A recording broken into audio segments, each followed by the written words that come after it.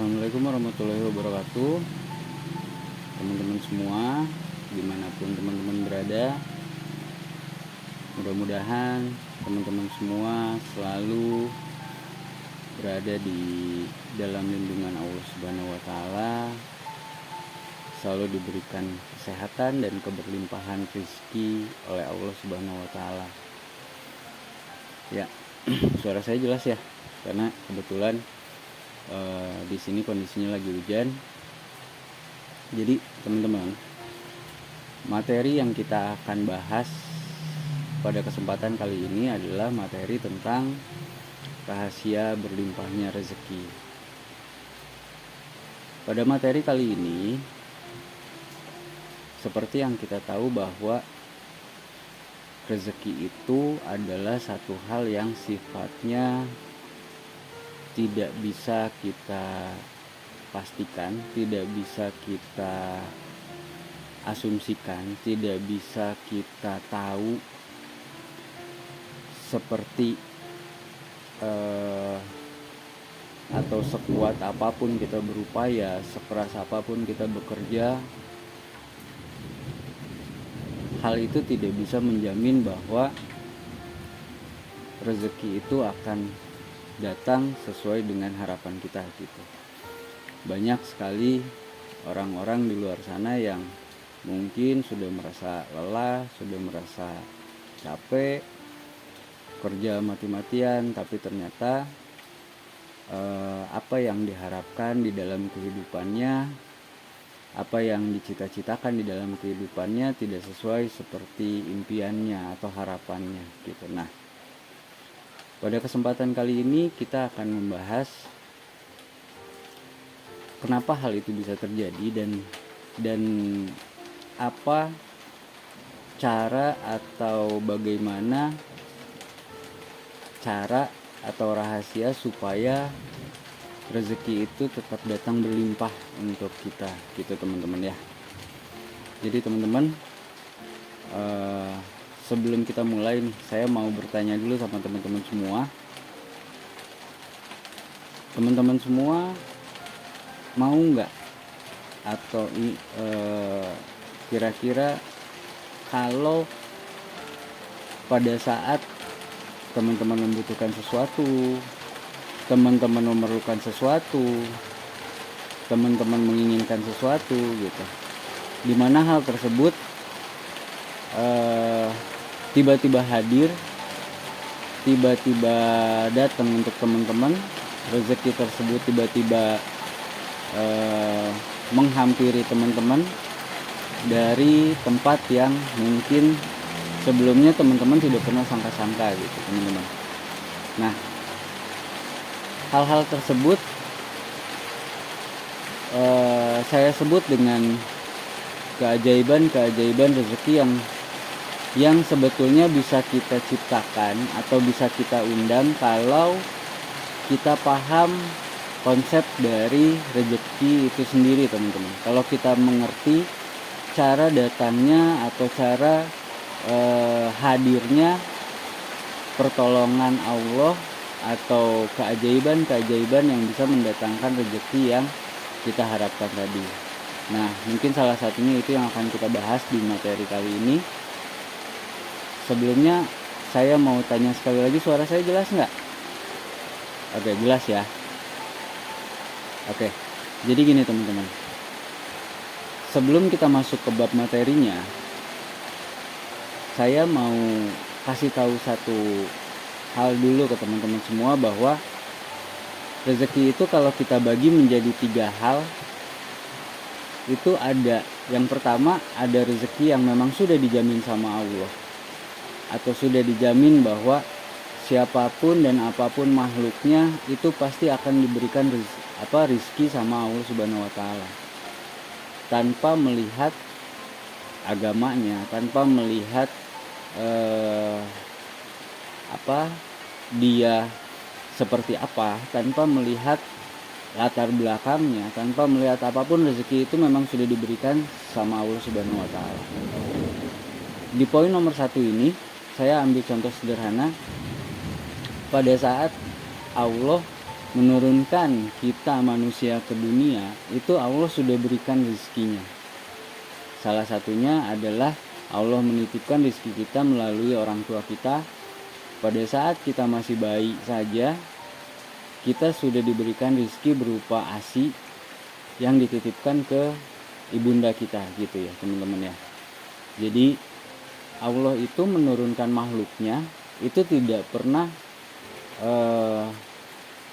tidak dengan rizkinya teman-teman, tidak pernah tidak dengan hal yang akan mencukupi kehidupannya gitu teman-teman. Jadi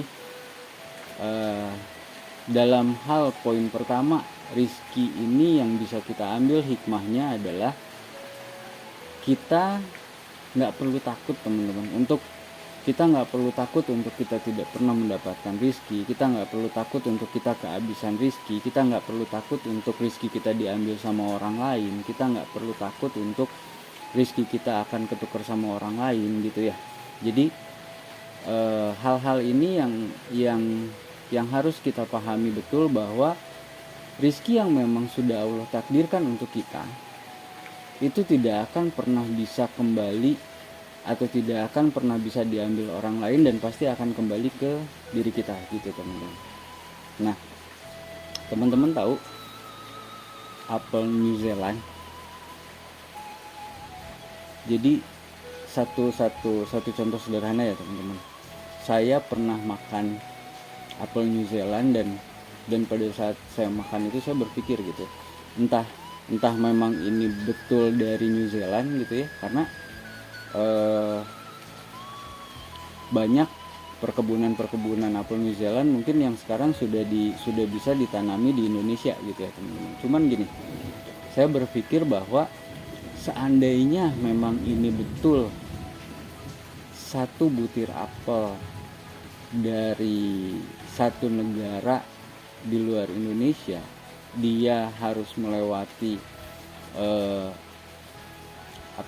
lautan, dia harus menyeberangi, dia harus melalui proses-proses yang panjang sampai akhirnya saat ini barang tersebut ada di hadapan saya, menjadi rezeki saya gitu.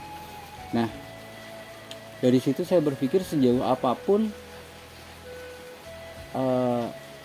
rezeki saya ada, rezeki kita ada, pada akhirnya akan kembali ke diri kita kalau memang itu sudah menjadi hak kita, kalau memang itu sudah menjadi rezeki atau ketetapan dari Allah yang memang itu sudah menjadi milik kita.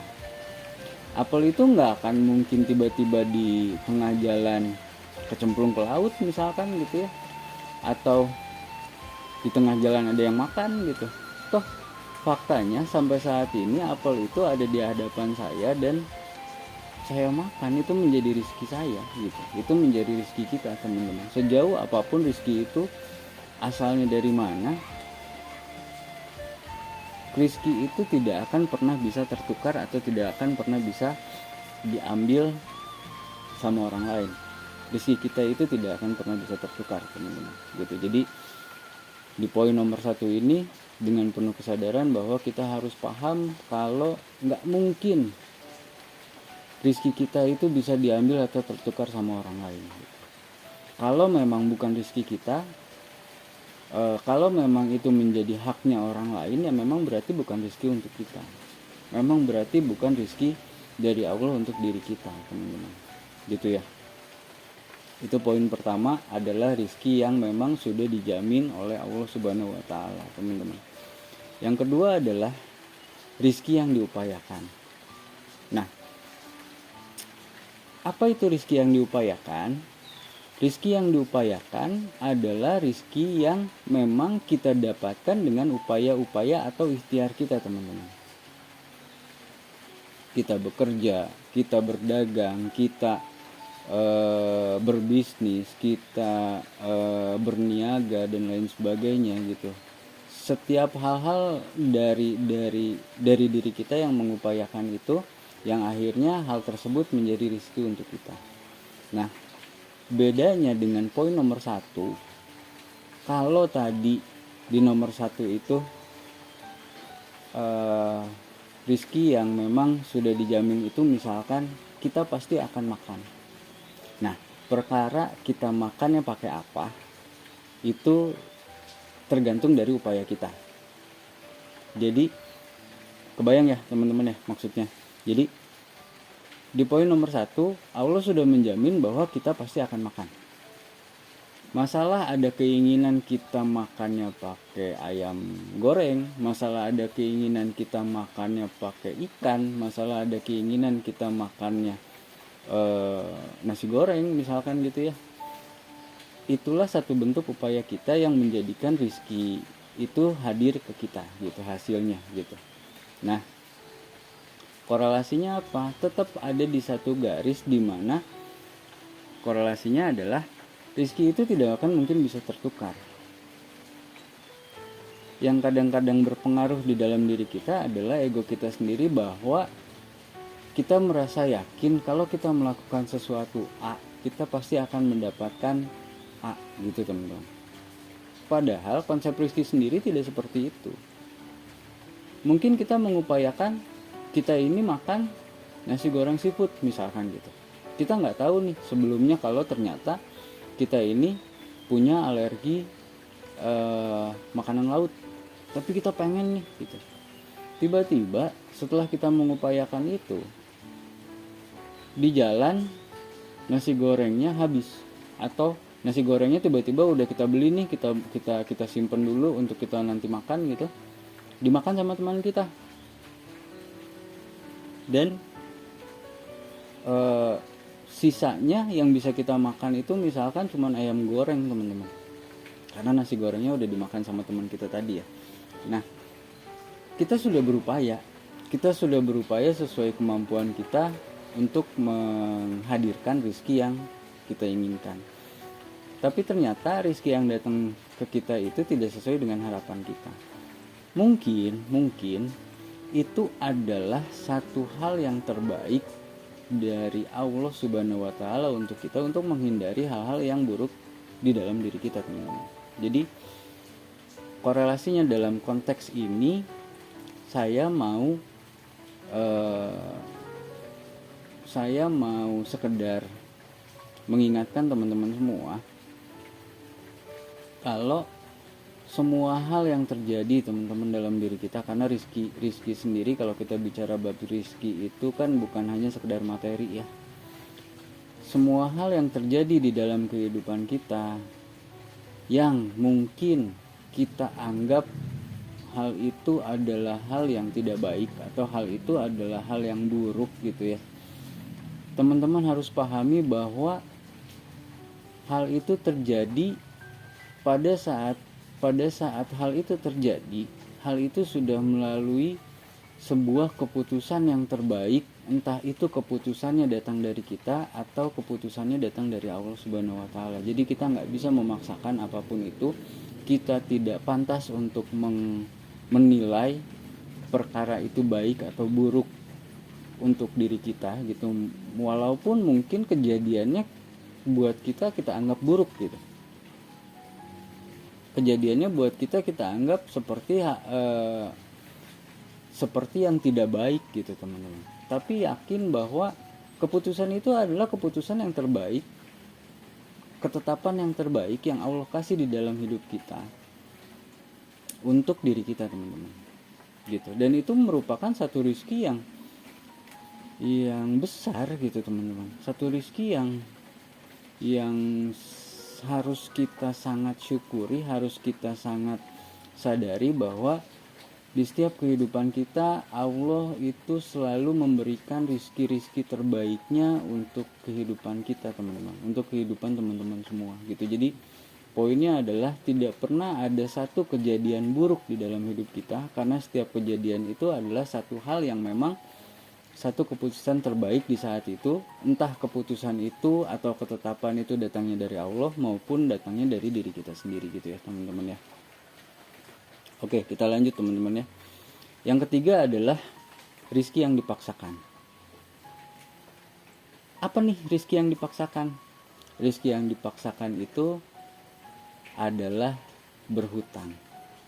Jadi kenapa hutang itu harus dibayar, kenapa hutang itu tidak bisa kita lupakan, kenapa hutang itu menjadi satu hal yang melekat di dalam kehidupan kita. Karena hutang itu adalah rizki kita yang memang sudah diatur sama Allah untuk diri kita, untuk turun ke menjadi hak kita.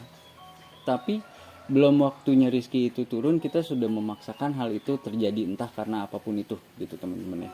Jadi seandainya kita mau sabar, seandainya kita mau menunggu, toh hal tersebut pasti akan datang ke diri kita. Hal tersebut pasti akan sampai juga rizki itu ke diri kita. Tapi sebagai manusia, kadang kita terpengaruh oleh kondisi, kadang kita terpengaruh oleh lingkungan, kadang kita terpengaruh oleh hal-hal yang ada di luar diri kita gitu ya. Akhirnya kita memaksakan untuk menarik lebih dulu rizki yang memang sudah diatur oleh Allah Subhanahu Wa Taala gitu teman-teman. Dan itu yang kita sebut dengan hutang. Jadi analoginya gini teman-teman, kalau rizki kita nilainya 100 nih, mau seperti apapun, mau ditolak seperti apapun, mau ditentang seperti apapun, mau ada banyak orang yang menghalangi seperti apapun, 100 itu tetap akan datang ke diri kita dalam waktu yang mungkin bertahap, dalam waktu yang mungkin tidak sekaligus sesuai dengan kemampuan kita untuk menerima rizki itu, gitu ya teman-teman ya. Makanya pada saat kita mau menerima rizki yang banyak, kita mau menjadi kita mau menerima rizki yang banyak, yang harus kita lakukan adalah ya memperbesar tampungan rizki yang ada di dalam diri kita. Nah itu yang nanti akan kita bahas salah satunya, itu teman-teman. Nah balik lagi ke konteksnya tadi, 100 tadi itu tetap akan datang ke diri kita, hanya dalam waktu yang mungkin bertahap. Kadang-kadang nih di dalam perjalanan, malah bukan kadang-kadang ya, seringkali di dalam perjalanan Allah ini kasih ujian-ujian kecil untuk sebenarnya melihat kita sudah mampu atau belum diberi tanggung jawab rezeki tersebut gitu. Tapi seringkali kita nggak sabar, seringkali kita terpengaruh sama lingkungan yang ada di luar diri kita gitu teman-teman. Jadi akhirnya yang kita lakukan adalah kita coba untuk meminjam uang kepada orang lain, kita coba untuk mencari cara lain gitu. Toh pada akhirnya yang harus teman-teman pahami adalah dengan kita melakukan itu ataupun tidak kita melakukan itu, rizki yang akan kita terima tetap 100 nilainya teman-teman, tidak jadi bertambah, tidak jadi berkurang. Maka dari itu bab hutang ini akan panjang kalau kita bahas. Tapi intinya gini, kalau kita melalaikan hal itu, Allah akan mengurangi, Allah akan membayar hutang kita, bahkan mengurangi rizki kita karena karena kelalaian kita atau karena kita tidak komit terhadap orang lain gitu teman-teman. Komitmen ini menjadi satu hal yang penting teman-teman. Kenapa? Saya ambil contoh sederhana. Teman-teman sekarang bekerja nih di satu perusahaan. Teman-teman bekerja di satu perusahaan, di mana di perusahaan itu banyak sekali aturan-aturan yang harus kita ikutin. Contoh, teman-teman harus datang jam 8 pagi. Pertanyaan saya, emang ada di Quran teman-teman itu harus datang ke kantor jam 8 pagi? Nggak ada. Nah, terus kenapa kita harus mengikuti aturan kantor tersebut yang jelas-jelas nggak ada di Quran? Kan bisa aja kita bilang nih ke HRD, aturannya harus datang jam 8 pagi, tiba-tiba kita datang jam 10 gitu ya. Terus kita ngomong ke HRD-nya, Bu, di Quran kan nggak ada yang mewajibkan bahwa saya harus datang ke kantor jam 8 pagi gitu. Yang terjadi apa? Teman-teman dipecat, teman-teman dianggap tidak berprestasi di kantor itu gitu. Nah, kenapa hal itu bisa terjadi? Karena sebuah komitmen. karena sebuah perjanjian, karena sebuah hal yang sudah kita sepakati bersama. Syahadat itu apa teman-teman? Syahadat itu adalah sebuah komitmen. Jadi walaupun di kantor itu atau di Quran itu tidak ada aturan untuk kita datang jam 8 pagi ke kantor, tapi Allah itu tidak suka orang-orang yang tidak memegang komitmen terhadap orang lain. Pada saat kita sudah berkomitmen dengan orang lain, kita sudah berkomitmen dengan tempat kita bekerja, bahwa kita akan datang jam 8 pagi, kita akan begini, kita akan begitu, dan lain seterusnya gitu ya. Iya, jalankan komitmen yang sudah teman-teman buat. Jangan pernah menyangkal hal-hal yang memang sudah menjadi komitmen antara teman-teman dengan orang lain gitu. Itu kunci yang salah satu hal yang sangat penting. Kenapa? Karena ini akan berpengaruh juga terhadap rezeki yang teman-teman akan dapat.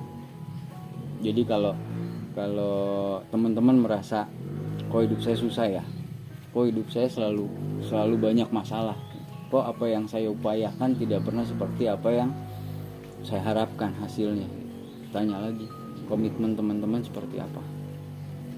Apakah ada komitmen teman-teman yang mungkin teman-teman lupa atau teman-teman lalai, baik itu ke Allah maupun ke manusia gitu teman-teman, gitu ya.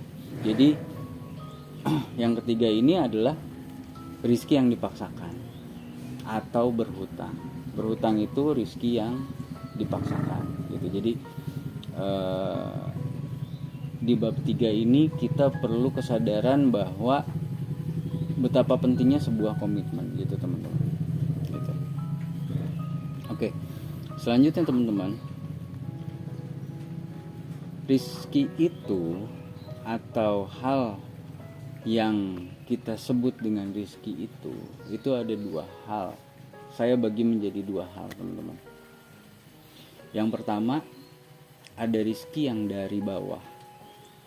Apa itu rizki yang dari bawah? Rizki yang dari bawah itu adalah rizki yang bisa kita upayakan. Kalau tadi di konsep rizki yang pertama kita bahas, rizki yang dari bawah ini adalah rizki yang nomor 2, rizki yang bisa kita upayakan. Contoh, pada saat kita nanam cabai, kita tahu bahwa 2 bulan lagi cabai ini akan bertumbuh. Pada saat kita bekerja, kita tahu bahwa akhir bulan nanti kita akan mendapatkan hak kita atau gaji kita dari pekerjaan kita. Nah, ini adalah rizki yang dari bawah atau rizki yang bisa kita upayakan gitu. Salah satunya adalah bekerja, berdagang, bertani, menjadi nelayan, berbisnis, beternak dan lain sebagainya gitu ya teman-teman ya. Nah, rizki yang dari bawah ini hal-hal yang memang bisa kita upayakan, bisa kita prediksikan, bisa kita pelajari, bisa kita bisa kita cari ilmunya. Banyak dibahas tentang manajemen bisnis, banyak dibahas tentang ilmu-ilmu peternakan, ilmu pertanian dan lain sebagainya. Itu adalah bab rizki yang dari bawah yang bisa kita upayakan teman-teman. Dan sekarang ada satu lagi nih, yang kedua, itu adalah rizki yang dari atas. Rizki yang dari atas itu adalah rizki yang memang diberikan oleh Allah Subhanahu wa Ta'ala langsung ke kita teman-teman. Teman-teman, pertanyaan saya, pada saat teman-teman bekerja atau teman-teman menjadi satu bagian dari sebuah perusahaan, bisa nggak teman-teman bekerja kalau teman-teman ini nggak sehat?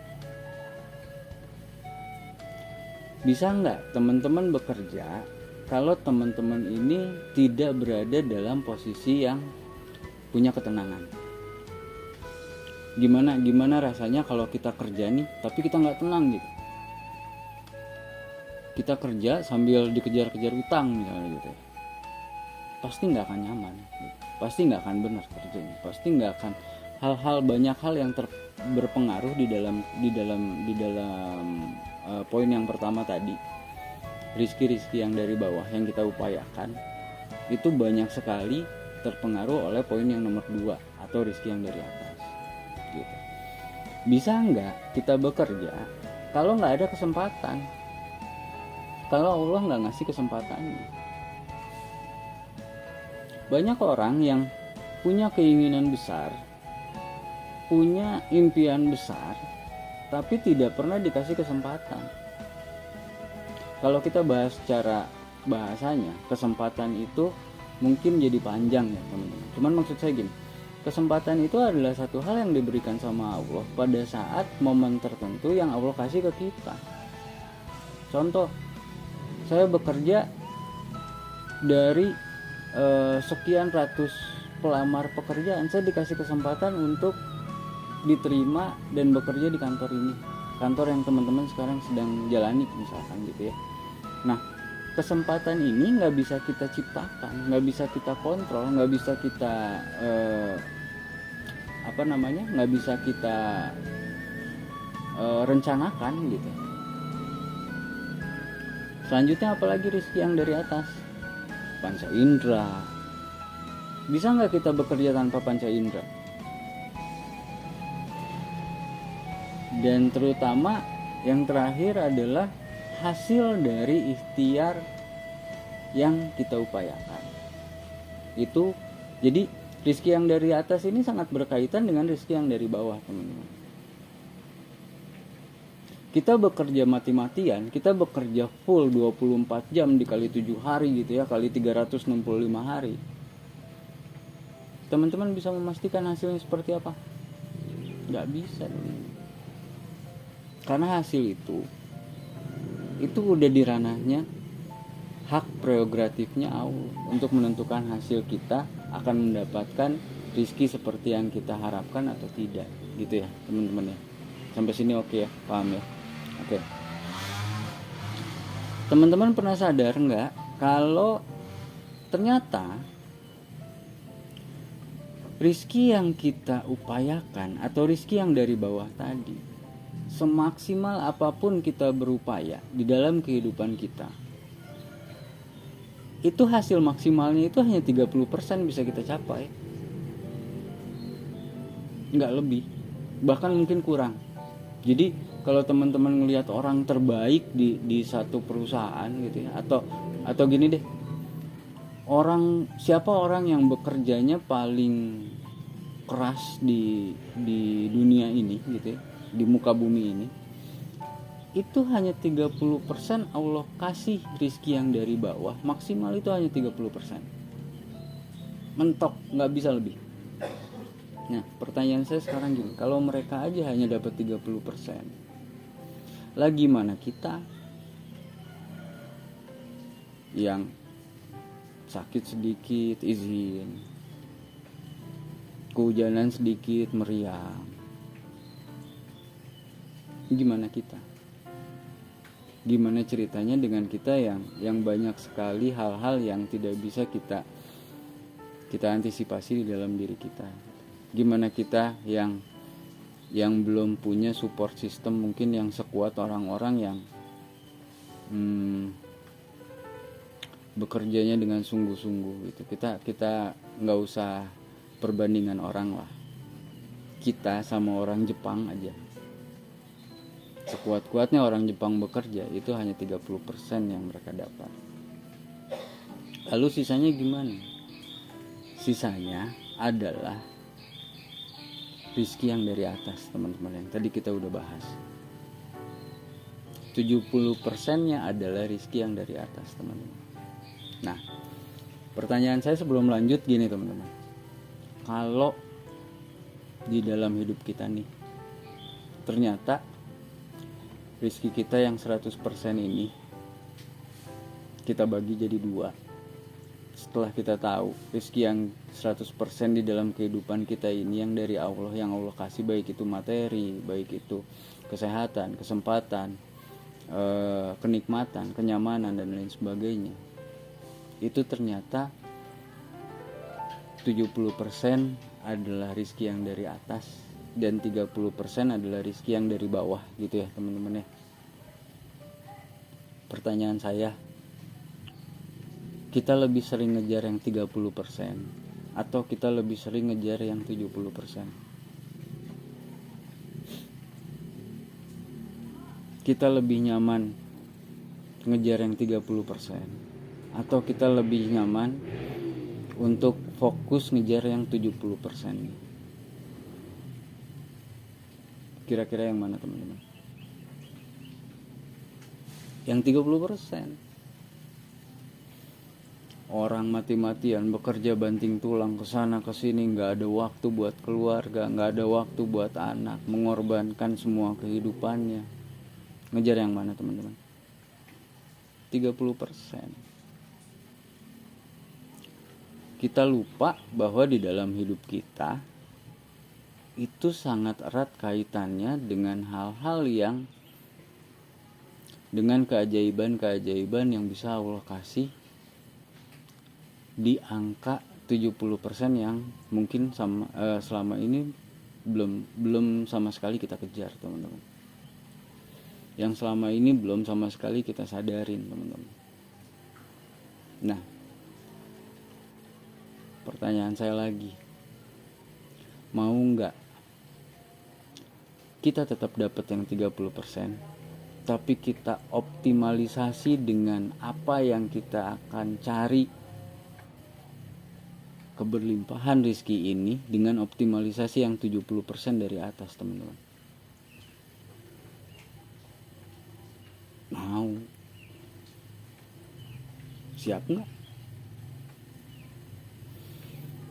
Siap nggak untuk kita dapat keajaiban-keajaiban di dalam hidup kita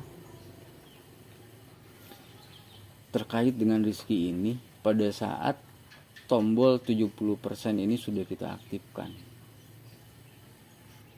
gitu. Nanti ini akan saya bagi dua ya. Kita bahas sedikit yang dari bawah dulu, lalu kita lanjut kita bahas rizki yang dari atas gitu ya teman-teman ya. Oke, jadi gini teman-teman, kalau kita bicara rizki yang dari bawah, itu teman-teman bisa lihat ada segitiga prioritas. Saya bilang itu ada segitiga.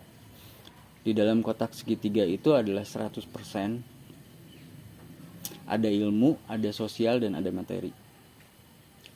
Pertanyaan saya nih buat teman-teman semua, ini bukan soal ideal kita menurut masyarakat umum ya, tapi ini saya nanya ke teman-teman, tolong dijawab dengan jujur, sejujur-jujurnya, karena setiap orang itu pasti akan berbeda jawabannya. Teman-teman itu lebih nyaman, lebih bahagia kalau seandainya saya kasih 100% angka dari rizki yang teman-teman akan dapat gitu ya.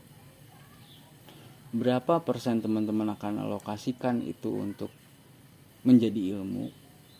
Berapa teman-teman alokasikan angka tersebut untuk menjadi materi? Dan berapa teman-teman akan alokasikan angka tersebut untuk menjadi sosial? Gini teman-teman, ini nggak ada yang benar dan nggak ada yang salah, karena semuanya balik lagi ke kenyamanan dan kebahagiaan kita masing-masing, dan itu berbeda. Jangankan saya dengan teman-teman, saya dengan istri saya dengan anak saya aja beda, saya dengan orang tua saya aja beda. Misalkan buat saya materi 40% deh, sisanya ilmu 30%, sosialnya 30%. Boleh nggak? Boleh. Karena tadi tidak ada yang benar dan tidak ada yang salah. Oke, sepakat ya, sampai sini ya. Kita lanjut ya. Oke. Atau ada orang yang mungkin dia senangnya cari ilmu, ilmunya bisa 70%. Dia menyisihkan 20%-nya ke materi, 10%-nya dia sisihkan ke sosial. Yang harus teman-teman sadari, bahwa nggak mungkin ada orang, pahami kata-katanya ya, nggak mungkin ada orang yang punya tiga-tiganya 100%. Itu nggak ada. Di dalam kehidupan ini nggak ada yang sempurna, teman-teman.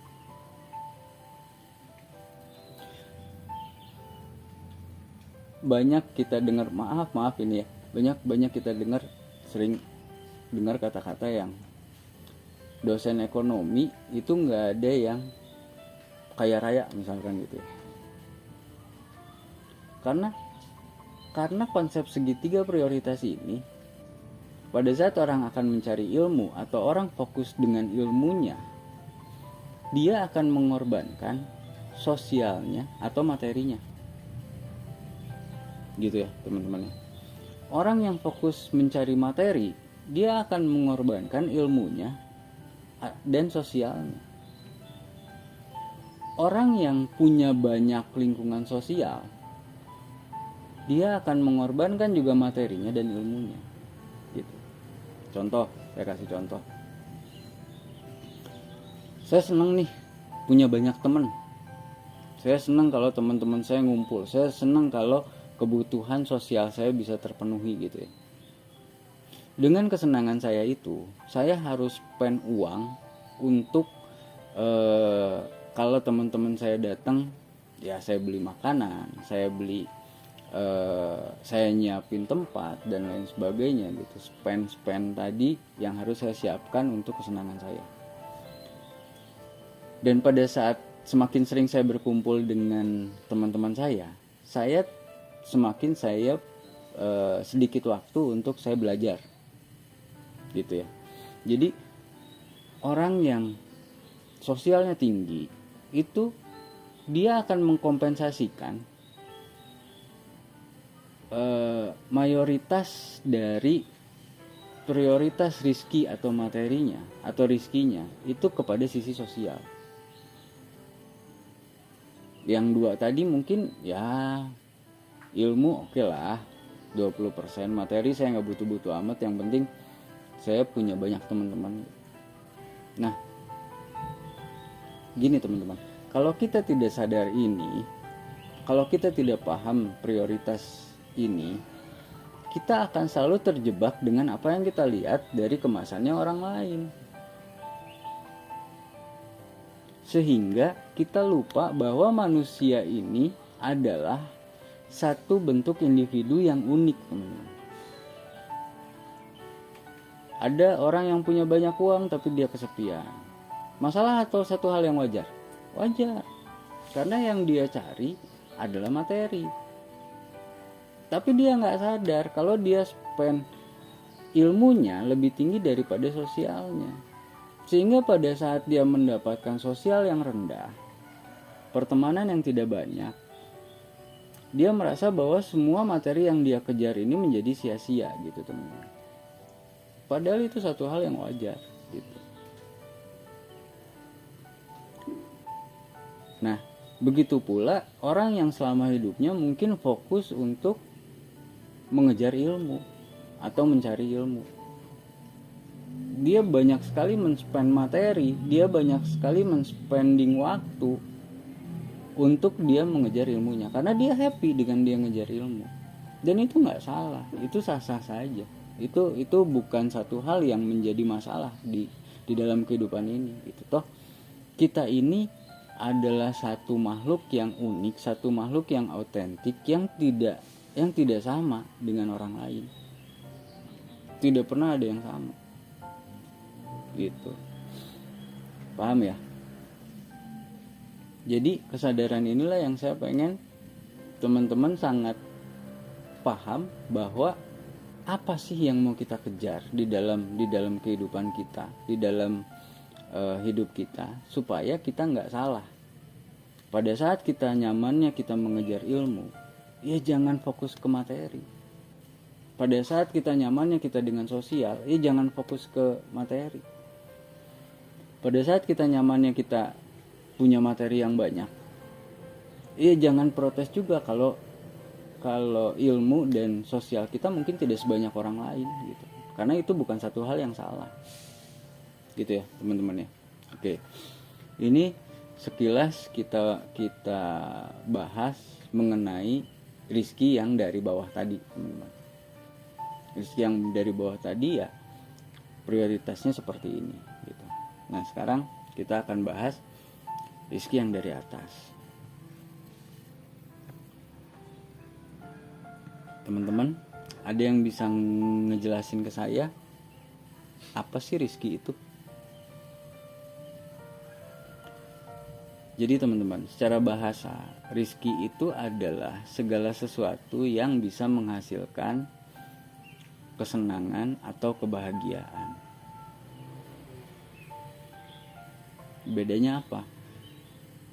Kalau kesenangan itu balik lagi ke poin yang rizki yang dari bawah tadi.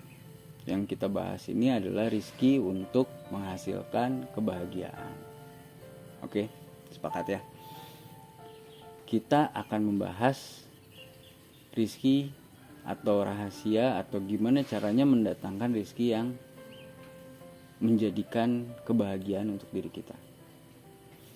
Tentunya pada saat kita ngebahas itu teman-teman, pertanyaannya adalah bahagia itu apa? Menurut teman-teman bahagia itu yang seperti apa gitu ya? Coba saya pengen jawaban dari teman-teman semua di kolom komentar. Apa itu bahagia menurut teman-teman? Gitu. Oke. Pertanyaan selanjutnya adalah siapa yang gak pengen bahagia?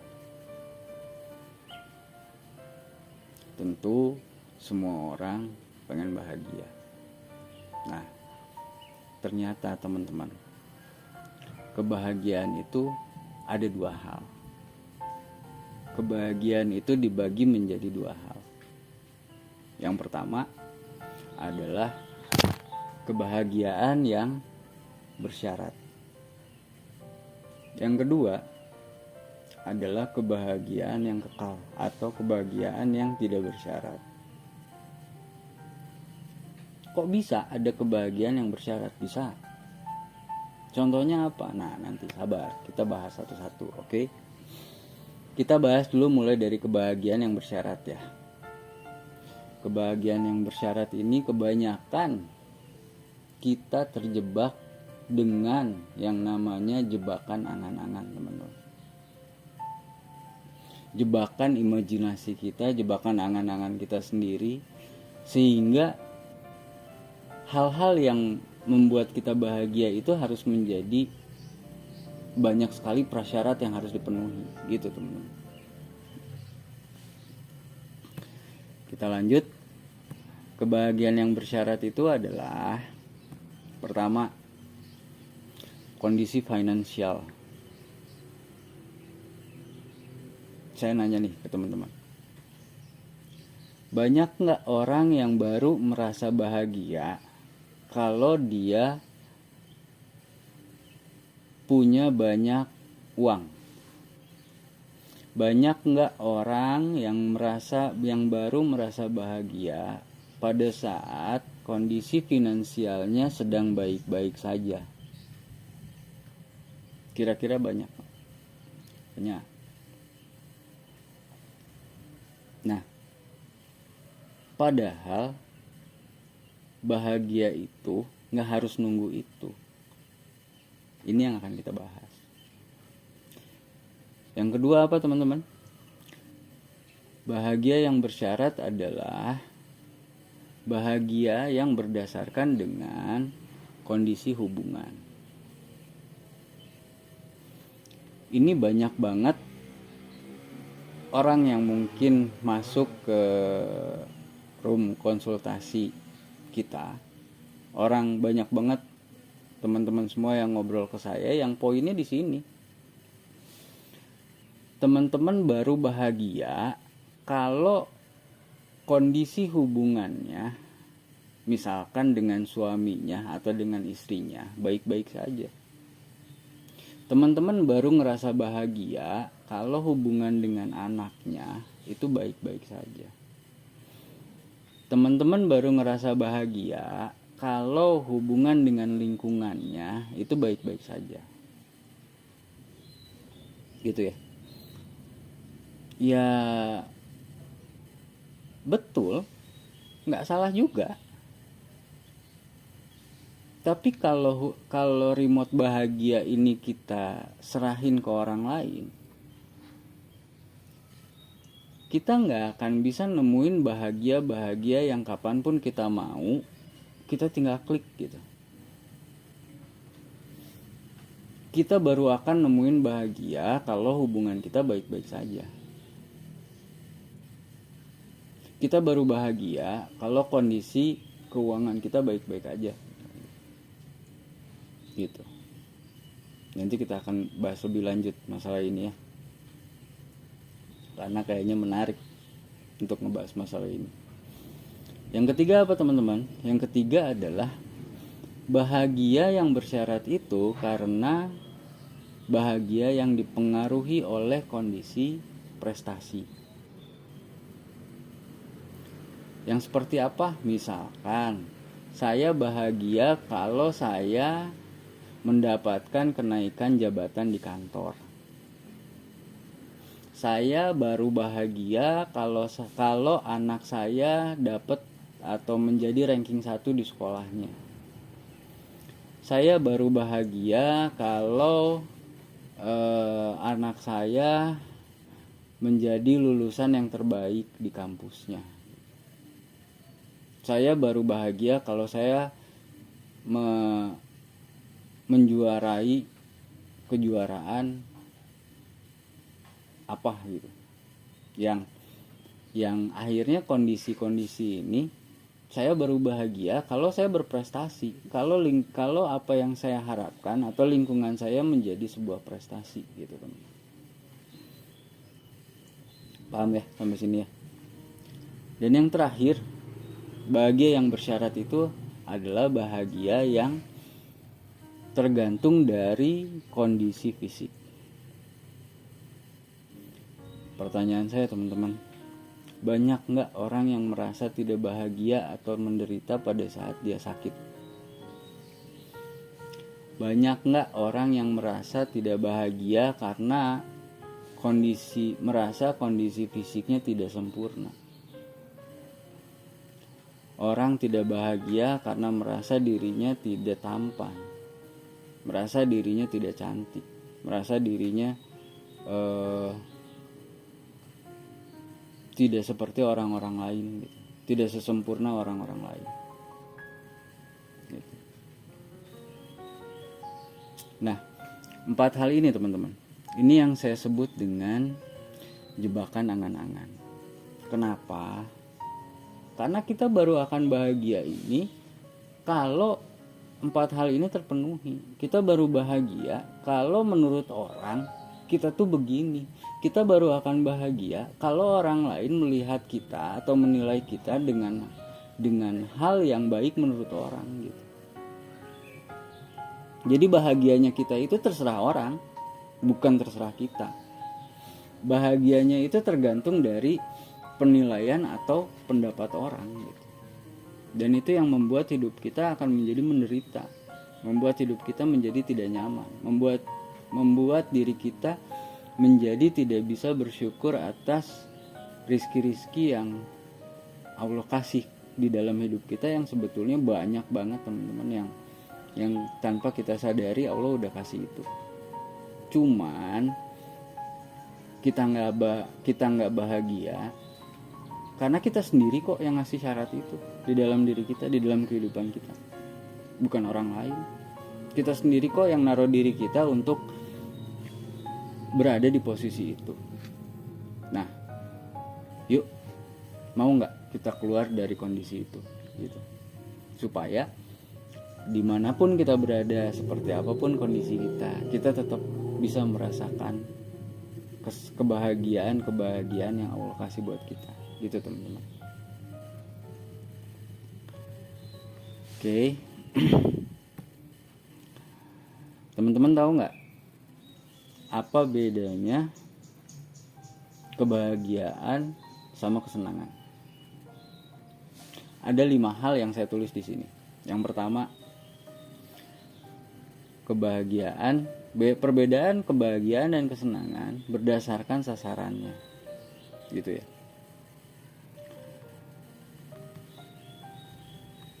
Bahagia itu sasarannya adalah kepuasan hati yang membuat hati menjadi tenang dan merasa cukup. Sedangkan kesenangan itu sasarannya adalah kenikmatan jasmani. Yang pertama, sasarannya bahagia itu adalah ketenangan hati dan yang akan membuat hati kita itu merasa tenang dan selalu merasa cukup. Sedangkan kesenangan itu adalah sasarannya adalah kenikmatan jasmani. Itu yang pertama. Yang kedua, berdasarkan dari dampaknya, teman-teman. Bahagia itu berdampak pada ketenangan. Ingat ya, bahagia itu berdampak atau hasilnya adalah ketenangan, teman-teman. Sedangkan kesenangan itu berdampak pada ketagihan. Yang ketiga, berdasarkan waktunya. Bahagia itu bisa dirasakan lebih lama, sedangkan kesenangan itu bersifat temporer atau sementara. Gini teman-teman, teman-teman pernah nggak punya satu keinginan, misalkan teman-teman pengen banget punya mobil impian atau motor impian gitu ya. Setelah itu terwujud, berapa lama sih kesenangan itu ada atau hadir di dalam diri teman-teman? Mungkin nggak sampai 1 tahun, karena kesenangan itu sifatnya temporer gitu. Kesenangan itu sifatnya sementara gitu teman-teman. Yang keempat, berdasarkan faktanya. Bahagia itu tidak harus segala sesuatu yang menyenangkan. Ingat ya, bahagia itu tidak harus sesuatu yang menyenangkan. Tadi di awal kita udah bahas, mungkin hal-hal itu membuat kita seolah-olah hal yang buruk buat kita. Bukan apa yang kita inginkan, bukan apa yang kita cita-citakan, bukan apa yang kita harapkan. Tapi mungkin dari keburukan itu ada satu kebahagiaan atau ada banyak sekali kebahagiaan yang Allah mau kasih ke kita. Gitu. Jadi bahagia itu tidak harus segala sesuatu yang sifatnya bisa menyenangkan kita, teman-teman. Sedangkan kesenangan itu biasanya seolah-olah, ingat ya ini ya, seolah-olah membuat kita nyaman. Punya banyak uang, seolah-olah nyaman, akhirnya caranya salah, kita korupsi, kita menghalalkan segala cara. Seolah-olah loh ya, seolah-olah imajinasi kita yang bermain di situ. Kayaknya gini enak ya, kayaknya kalau gitu enak ya, saya bisa apa aja tuh enak ya gitu. Teman-teman tahu nggak faktanya? 90% orang yang banyak uangnya itu nggak bahagia, teman-teman. Dan itu ada risetnya dan teman-teman bisa cek sendiri risetnya. 90% orang yang dengan penghasilan terbanyak di dunia ini itu nggak bahagia. Yang terakhir adalah berdasarkan dari hasil akhirnya, teman-teman. Bahagia akan mendekatkan kita sama Allah, kemenangan dan ketenangan. Output dari bahagia itu adalah kemenangan dan ketenangan, karena kita dekat sama Allah. Gimana nggak kemenangan dan ketenangan kalau kita itu dekat sama yang maha memiliki segalanya. Tenang hidup kita, mau ada masalah apa juga tenang. Mau nggak punya uang juga ya tenang aja, toh uang itu bukan artinya semua kebutuhan kita akan terpenuhi kan gitu. Banyak orang yang punya banyak uang, mungkin kebutuhan jasmaninya terpenuhi, ternyata mereka nggak bahagia. Sedangkan kesenangan biasanya berakhir dengan kesedihan, kekhawatiran, dan kesengsaraan. Saya pernah kasih analogi gini. Kok dulu waktu saya belum punya Harley, hidup saya nyaman-nyaman aja. Saya mau ketemu dengan orang siapapun juga nyaman-nyaman aja.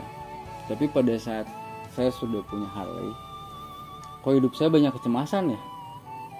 Saya takut motor saya hilang, saya takut ada orang yang iseng, ada orang yang mau naik dikit aja, saya takut rusak, saya takut begini, takut begitu, gitu ya. Gitu. Itulah perbedaan antara kebahagiaan dan kesenangan, teman-teman.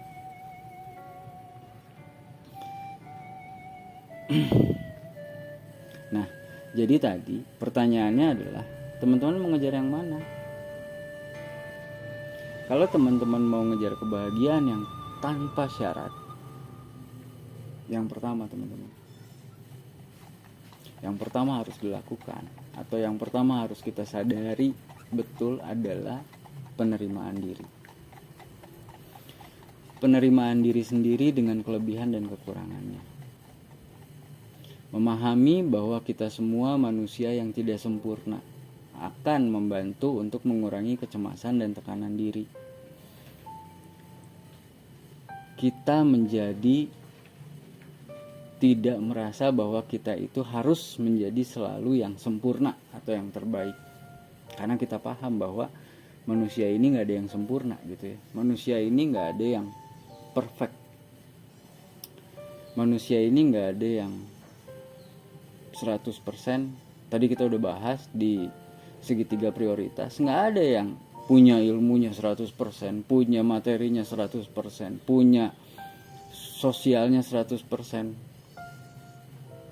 Kalau saya salah, yuk tulis di kolom komentar siapa kira-kira orang yang punya semua itu gitu.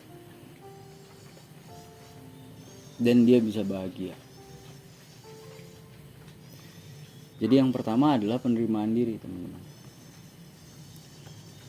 Selanjutnya adalah menghargai momen, teman-teman. Mereka menghargai setiap momen kecil di dalam kehidupan akan menyadarkan kita pada keindahan dan kebahagiaan yang ada di sekitar kita. Tentunya selalu berpikir positif dan berterima kasih sama Allah atas apa yang kita miliki. Bersyukur, teman-teman. Gini teman-teman, teman-teman pernah lihat pintu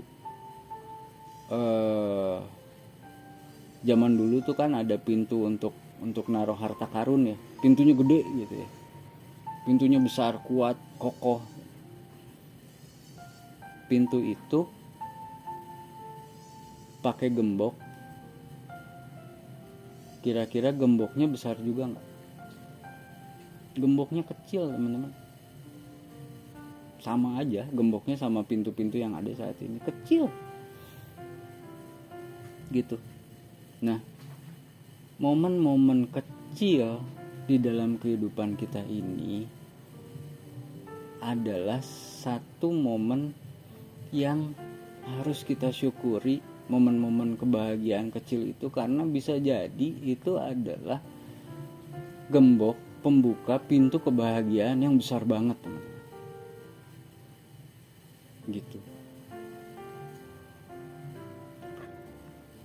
Jadi nggak bisa kita menggampangkan atau meremehkan atau mengecilkan arti dari setiap kebahagiaan kita yang kita anggap itu kecil, teman-teman. Yang ketiga adalah membangun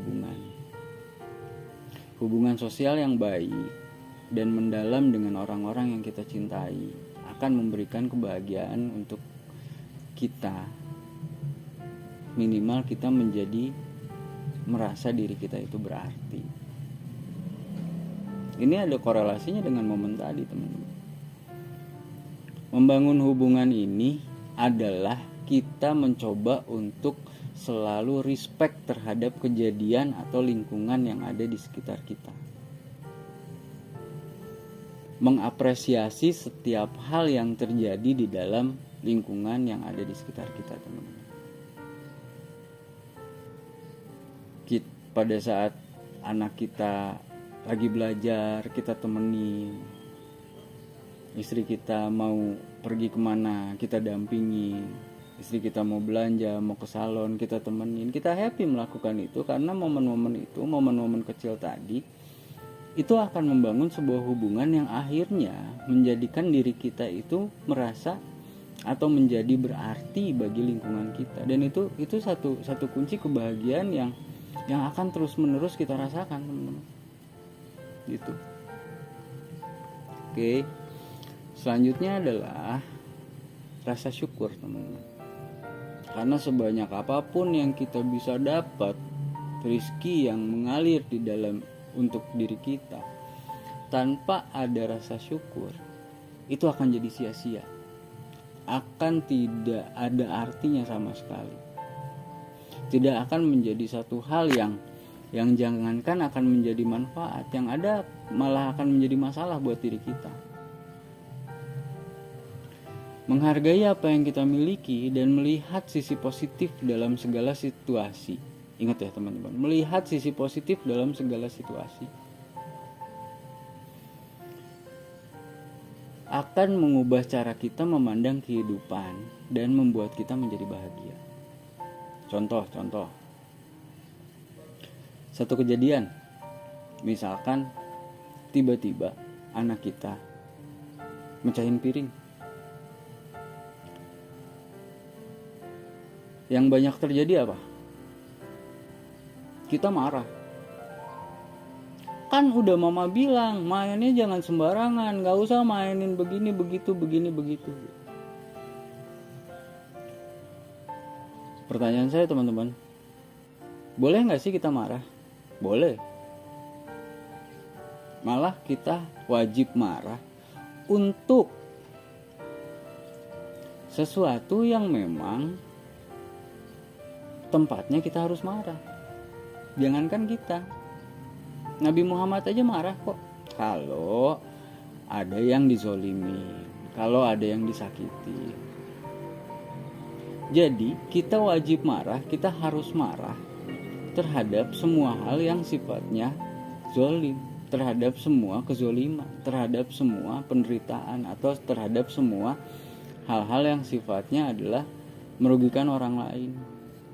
Sekarang pertanyaan saya, balik lagi tadi ke kejadiannya. Anak kita mecahin piring, menurut teman-teman itu zolim apa enggak?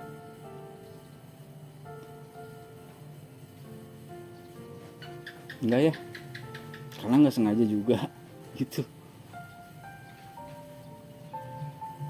Tempatnya kita marah atau bukan? Bukan ya? Coba kita rubah yuk. Kita sama-sama rubah diri kita pada saat misalkan ada kejadian seperti itu. Anak mama lagi ngapain? Hati-hati ya nak. Nanti kalau pecah, piringnya kan bisa kena kaki. Pecahannya nanti bisa ngelukain. Hati-hati ya sayang. Kalau mau ngambil apa-apa pelan-pelan, gak usah buru-buru ya. Apa yang berubah dari anak kita? Anak kita akan lebih mendengarkan yang pertama tadi kita marah-marah, atau yang kedua? Iya, yang kedua teman-teman. Jadi setiap hal atau segala situasi yang terjadi, kalau kita bisa menghargai dan melihat dari sisi positif semua hal itu akan membuat kita menjadi bahagia. Dan bahagia itu akan berkelanjutan dalam waktu yang mungkin akan bertahan lama gitu. Bukan temporer, bukan kebahagiaan yang sementara gitu teman-teman ya. Yang terakhir teman-teman, selalu berserah. Menyerahkan segala urusan masa depan kita, imajinasi kita, plan-plan kita yang sudah kita rencanakan, rencana-rencana kita kepada Allah Subhanahu wa Ta'ala. Dalam hal ini bukan artinya kita nggak berencana ya teman-teman. Bukan artinya kita jadi nggak membuat planning gitu ya. Kita berencana, oke, rencana kita besok kita akan melakukan A, B, C, D, E. Sudah setelah kita berencana, kita serahin lagi sama Allah. Masalah itu terjadi atau tidak, itu bukan lagi satu hal yang menjadi kewajiban kita yang harus menjadi beban di dalam hidup kita, teman-teman. Gitu ya. Paham ya sampai sini ya? Tidak terlalu pusing memikirkan apa yang akan terjadi esok hari dan melakukan yang terbaik yang bisa kita lakukan saat ini sebagai bentuk ikhtiar kita semata karena Allah. Gini teman-teman, besok itu, masa depan itu adalah imajinasi, sepakat ya? Masa depan itu adalah imajinasi. Kita mengimajinasikan besok itu akan begini, akan begitu, akan begini, akan begitu. Oke? Sepakat ya? Oke. Sip. Dan masa lalu itu adalah memori. Masa lalu itu adalah memori kita. Kemarin ini kita begini, kemarin itu kita gagal, kemarin itu kita salah, kemarin itu kita begini, begitu, begini, begitu. Itu semua ada di dalam memori kita ya. Masalahnya teman-teman, kita itu hidup saat ini. Kita tidak hidup di imajinasi kita di masa depan. Kita juga tidak sedang hidup di memori kita atau di masa lalu kita. Jadi yang bisa kita lakukan adalah melakukan yang terbaik saat ini, detik ini, di kehidupan kita yang real saat ini sedang berjalan. Yang ke depan gimana? Nggak usah dipikirin teman-teman. Nggak usah jadi beban. Serahin aja semuanya sama Allah. Memori kita yang kemarin gimana? Serahin aja semua sama Allah teman-teman. Karena semua hal yang sudah terjadi itu adalah ketetapan yang sudah Allah kasih buat kita, yang nggak bisa kita tolak. Toh faktanya semua itu terjadi pun atas izin Allah. Kalau udah atas izin Allah, harus sesuai sama keinginan kita atau enggak? Enggak. Semua yang terjadi atas izin Allah itu belum tentu sesuai dengan keinginan kita. Kadang-kadang nih, kalau kita berdoa, doa kita itu kok kayak yang seolah-olah ngatur Allah ya. Ya Allah, saya pengen begini, begitu. Kalau kata Allah nggak gitu gimana? Ya sudah, jalanin aja. Tapi kita yakin satu, apapun yang terjadi dengan diri kita adalah hal yang terbaik yang Allah kasih untuk diri kita saat ini. Simpel itu teman-teman, sesederhana itu. Selesai, nggak ada masalah. Gitu teman-teman. Jadi saya ulangi, bahwa kebahagiaan yang tidak bersyarat itu, yang pertama apa? Penerimaan diri. Yang kedua, menghargai setiap momen-momen kecil, momen-momen atau kebahagiaan yang kecil yang hadir di dalam hidup kita. Yang ketiga, membangun hubungan yang bermakna yang udah kita bahas tadi. Yang keempat, mengembangkan rasa syukur. Dan yang terakhir adalah selalu berserah sama Allah Subhanahu wa Ta'ala. Kalau 5 hal ini bisa kita terapin di dalam kehidupan kita teman-teman, akan banyak sekali magnet-magnet rejeki, akan banyak sekali keajaiban-keajaiban yang kita dapatkan dari 70% rejeki yang dari atas yang sudah kita bahas di awal tadi, yang akan kita terima di dalam hidup kita teman-teman. Pertanyaannya, mau nggak kita mulai untuk fokus ke 70% ini? Jadi kita nggak hanya mengejar hal-hal yang 30% tadi. Kita nggak hanya ngejar rezeki 30% yang dari bawah tadi teman-teman. Kalau mau, pertanyaan saya, mau kapan? Mau mulai kapan? Karena semakin kita mulai lebih cepat, semakin kita bisa segera untuk mendapatkan keberlimpahan rezeki yang kita akan terima dari Allah. Semakin kita cepat, semakin banyak kita akan mendapatkan keajaiban di dalam hidup kita dari Allah yang gak pernah kita sangka-sangka, gak pernah kita duga-duga. Kita lagi butuh apa, tiba-tiba Allah ngasih. Kita butuh ini, tiba-tiba Allah ngasih. Kita lagi pengen apa, tiba-tiba Allah ngasih. Sekalipun itu keinginan kita. Yakin teman-teman, yakin bahwa bahagia itu nggak harus selalu terhadap apa-apa yang bersyarat. Bahagia itu adanya di dalam diri kita.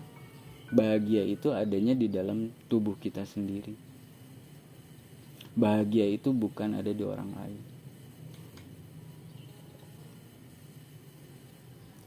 Mungkin itu kira-kira teman-teman yang bisa saya kasih atau saya bagi atau saya share ke teman-teman di materi kita kali ini tentang rahasia keberlimpahan rezeki. Kita akan ketemu di video selanjutnya, di materi-materi selanjutnya. Kalau ada saran dari teman-teman apa yang mau kita bahas, yuk kita tulis di kolom komentar. Insya Allah satu persatu akan saya bahas di materi. Nggak ada masalah channel ini.